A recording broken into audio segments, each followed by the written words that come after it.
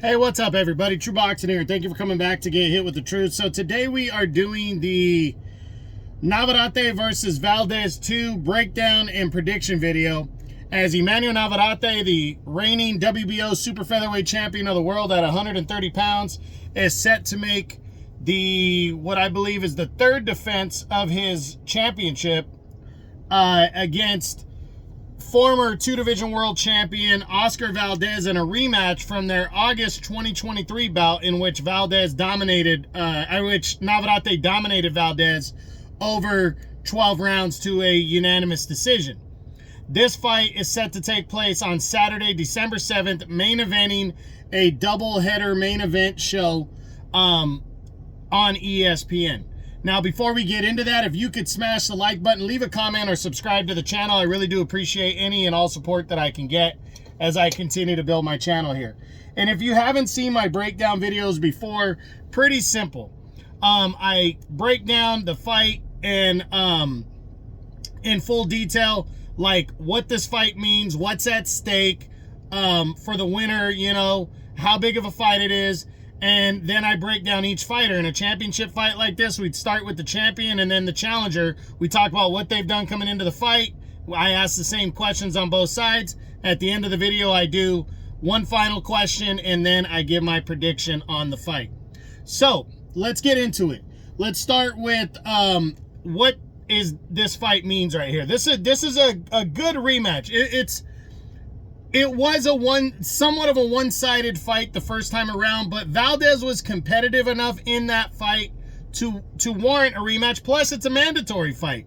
Valdez earned the interim title by defeating Liam Wilson of Australia. He defeated him in February of this year, and that fight made him I think it was February or March.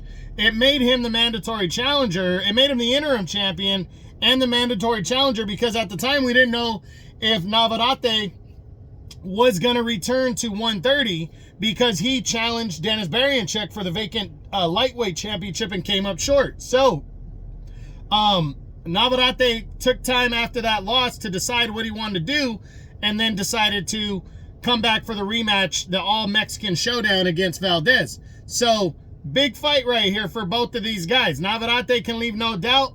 Valdez can prove that he's the better, can try to get some revenge. And then unification awaits the winner. O'Shaquie Foster, the WBC champion, just defeated Robson Conceição in their rematch to regain the WBC title. And he said he wants the winner of this fight. Clear cut. The Conceição rematch was a mandatory fight, so there is no mandatory challenger in the WBC, and because this is a mandatory fight for the WBO, there is no mandatory waiting. So the winners could conceivably hook up in a unification bout. So a lot at stake here for both fighters. Valdez has attempted to unify belts before and came up short against Shakur Stevenson. Navarrete has never had the opportunity to unify belts, so it's big for the winner right here. So let's start with the champion, the reigning champ, Emmanuel Navarrete. Let's take a look at what he's done coming into this fight. We look at his last three bouts that date back to August of last year when he defeated Oscar Valdez. So he's been very active. Less than a year and a half, this is his fourth fight. He dominated Oscar Valdez that night, dominated him. Valdez was competitive, but Navarrete dominated the action, won clear-cut 9 or 10 rounds, beat up Valdez, and took a one-sided unanimous decision. Now, he has not looked that good since that victory, though.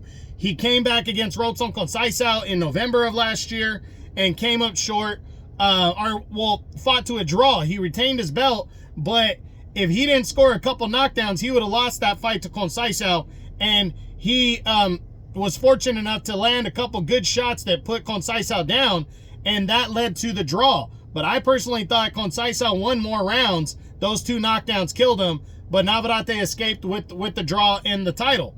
Then he returned in May of this year. He came in the favorite against undefeated Dennis Berianchuk of the Ukraine as he moved up to try to become a 4-division world champion, Navarrete, and he lost. He was in the fight. It was a good fight, but Berianchuk outworked him. He was the naturally bigger man. Navarrette suffering only the second loss of his professional career. First loss since he became really popular, and became a world champion. So this one was a tough one, but he took his time off. He made the better decision and moved back down to 130 where there's more opportunities, and he was still a world champion. And he comes into this fight confident and wanting to leave no doubt and move on to unify belt. So I think he's humbled. I think he's hungry. I think he wants to leave no doubt against Valdez in this rematch. I think he might even be going for a knockout in the rematch to try to eliminate the loss to Barianchek and push forward towards a unification bout that would be very easy to make because O'Shaquie Foster is with Top Rank as well. So, can Emmanuel Navarrete win, or what does he need to do to win this fight? He needs to look at the last fight and just do the same thing. But respect Oscar Valdez, that Valdez is hungry. He wants to come in and win, but there was a reason why Navarrete dominated that fight. Part of the reason is he came in great shape. He had a lot of time off in between fights, and that's similar here. This is 7 months in between fights for Navarrete. So he's had a lot of time to get back down to 130, to train, to be ready for this rematch. That fight last year, it was 6 months in between after he had knocked out Liam Wilson. He has not had that amount of time off since that. I think he had 6 months in between the Conceição Barianchek fights, but this is 7 months. He's had a good amount of time in between to come in great shape. And just look at the first fight. Oscar Valdez doesn't do a lot of changing. He is the fighter that he is. Now, can he cut the ring off? That's the thing. So Navarrete needs to use the angles, throw a lot of punches like he did the first time, and just overwhelm Valdez and kind of suffocate him in there and make sure he wins a clear-cut fight again. Can Navarrete win by knockout? I think he can. I think if Navarrete fights the similar way and can be just a little bit more dominant, and risk, or maybe step into his shots a little more instead of just volume, step into the power shots, I think he can stop Oscar Valdez, but it's going to be an accumulation of punches, and it's going to be in the later rounds, in my opinion. Now, can he win a decision? He already won a clear-cut decision. He can win a decision again. What's more likely between if Navarrete wins and retains his belt, a knockout or a decision? I think a decision's more likely. Valdez has a great chin. He's only lost 2 fights, and both were by decision to Shakur Stevenson and Navarrete. So I think it's going to be tough to knock Valdez out. Not saying it's impossible, but I think if he's victorious, it's more likely that he wins a decision rather than a knockout. Now, so what does the victory mean for Emmanuel Navarrete? It reestablishes himself as the king at 130 and puts him into likely a unification bout with O'Shaquie Foster that totally secures the #1 spot at 130 pounds. So Navarrete needs to put his foot down and put everybody back on notice. A victory here leads to unification, which even more so confirms and potentially may be undisputed down the road. That's the start of it when you unify belts. So that would be huge. So a victory means a ton to Emmanuel Navarrete right here. What does a loss mean for Navarrete? A loss it depends on how he loses. But if he loses to Valdez after the way he handled him less than a year and a half ago, I think a lot of people are going to question if Navarrete is still on that pound-for-pound level. A close loss could lead to a third fight between the two, so there ain't nothing wrong with that. But if he goes out there and, say, gets knocked out or dominated in the rematch, and a third fight isn't warranted on Navarrete's part, I mean, that's really going to hurt him.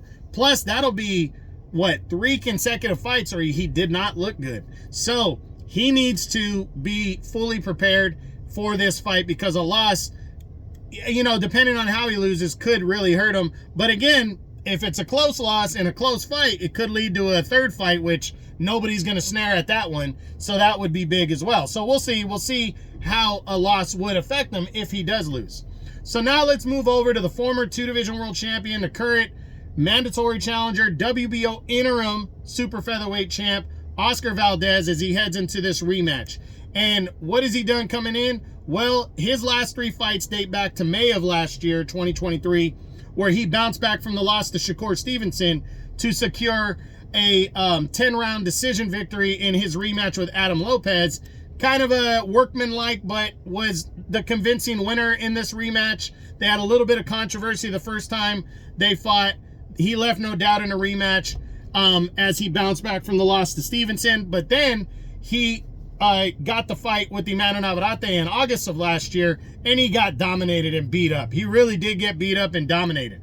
But in earlier this year, he took on Liam Wilson, and what I thought, I think it was in April now that I'm thinking about it, he fought Wilson for the vacant WBO interim championship, and that, in my opinion, was the best he has looked since his 2021 upset of Miguel Berchelt to capture the WBC Super Featherweight title. So Valdez, I mean, I know styles make fights, and Liam Wilson just plays no defense. He comes right at you. It was a good hardcore scrap, kind of the fight that Oscar Valdez needed. But Valdez looked great in that fight. He was the more precision, had the more precision, was landing the bigger shots, better time shots, overwhelmed Liam Wilson and stopped him impressively. And I just thought that was the best he's looked since 2021 when he beat Miguel Berchelt.